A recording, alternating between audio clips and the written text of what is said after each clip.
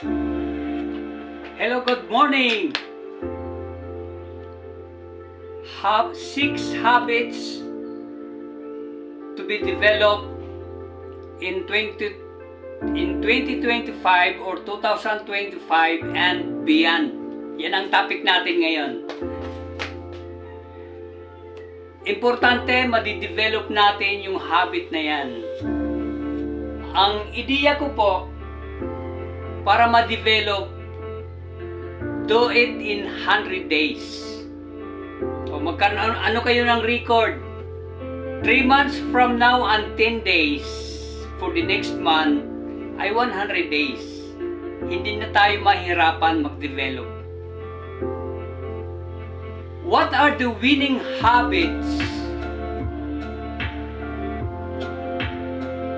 Excuse me. What are the winning habits? 6 winning habits to be developed in this year 2025 and beyond. Number 1, devotional prayer to God. Panata, kumbaga sa Tagalog. Ipagpanata po natin. Kung yan ay para ayon sa kalooban ng Diyos, ibibigay yan.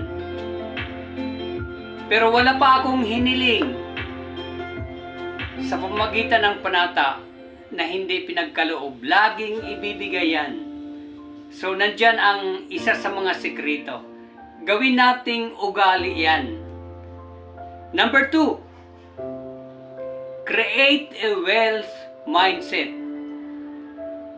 Ano ba ang sentro ng isip mo? Para sa akin, ilagak natin sa Diyos o i-ano natin siya. Pakisuyuan natin siya na ilagay natin siya sa sentro ng buhay natin, ng mga yaman na gusto natin. Ang Diyos ang pinakamayaman sa lahat, siya ang magbibigay ng mga ipagpapanata natin. So, that's number 2. Number 3, find your hunger. By the way, dito sa Facebook, nagbibisaya naman ako nito. Dito sa Facebook, tignan nyo lang ang See More. Pag hindi nyo matandaan yung 6, ulit-ulitin nyo lang, nandyan yan sa Facebook, See More. At dito naman sa YouTube, ilalagay ko po sa comment section. I-click nyo lang po ang comment section. Nandoon na po nakasulat ang mga 6 habits to be developed in year 2025 and beyond. Okay? Number 4 is commit to your dreams. Doing whatever it takes is the essence of committing or commitment, our commitment to our dreams. Gagawin natin ang lahat. Habang may buhay tayo, i-commit natin ang buong puso, buhay at lakas sa ating mga pangarap. That's number 4. Number 5. Number 5 is develop your core gift. Bawat isa sa atin may ibinigay ang Diyos na talento. Diba? I-develop natin yan, yung core gift natin na yan. Maaari sa pagkanta, maaari itong negosyo, network marketing, di ba? Yung pagbebenta, nasa dropshipping po tayo. Doon sa Messenger, doon sa Messenger, i-chat po tayo. Agapan po natin na marirespondihan natin yung mga chat sa atin. Kasi tao po tayo, kailangan natin ng relationship. This is a relationship business.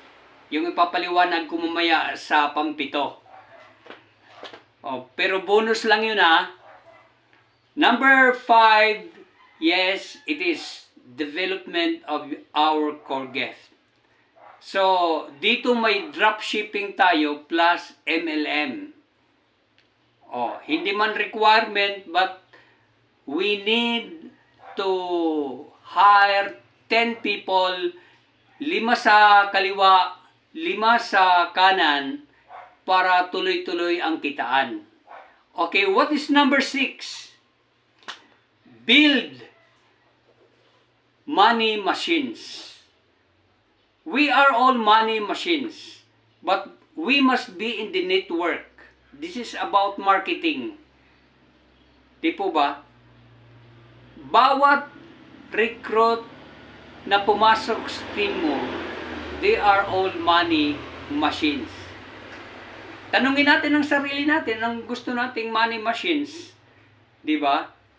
Mabubuhay tayo dito, una, mga organic posts sa mga group, sa marketplace, habang hindi kaya pa ng budget mag-Facebook ads.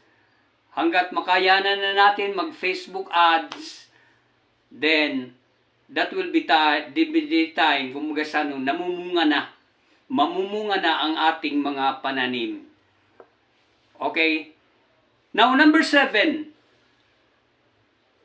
Pagkatapos nitong malaman natin yung 6 winning habits.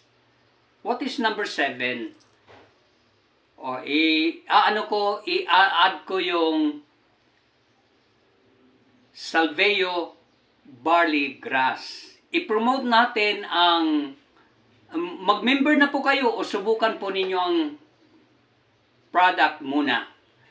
Then, be a member and let us promote the Salveo barley grass, the number 1 nutritious plant, halamang gamot, na boss natin mismo sa taas ang may gawa nito. Huwag natin kalimutan, message kayo sa akin, touch nyo yung icon ko, yung mukhang kalbo sa taas, then mapupunta kayo sa aking profile, i-message po ninyo ako. May button roon na message, i-message po ninyo ako kung ano man ang mga katanungan ninyo, sasagutin ko po kayo. Don't forget, Salveo barley grass. Uulitin ko yung sinabi ko kahapon, this is not expense but investment. Ang expense ay palabas, hindi na babalik. Ang iba sa atin marahil, hindi ko naman kayo inuhusgahan, ay kinakabahan kayo. Dahil hard-earned money ang ipupuhunan po natin dito. Ang investment po, halimbawa bumili kayo ng package, ang pinakamababa 3,880, ang pangalawa 7,998. Ay puhunan po yun na pag bumalik sa inyo, may kasamang tubo. Yan po ang ko. This is investment para sa akin ha. So, wag po kayo mag-alala. Gawin nyo lang ang mga instructions na para sa pamumuhunan. Babalik ang inyong puhunan kasama ang tubo. Maraming salamat po sa inyong panunood at message kayo sa akin. Please like, share, and comments. Share to others. Po natin, i-share po itong opportunity na ito para sa iyo mapagaan ang buhay natin lahat at mapaganda. Maraming salamat po. Happy Sunday at have a nice day. Bye-bye.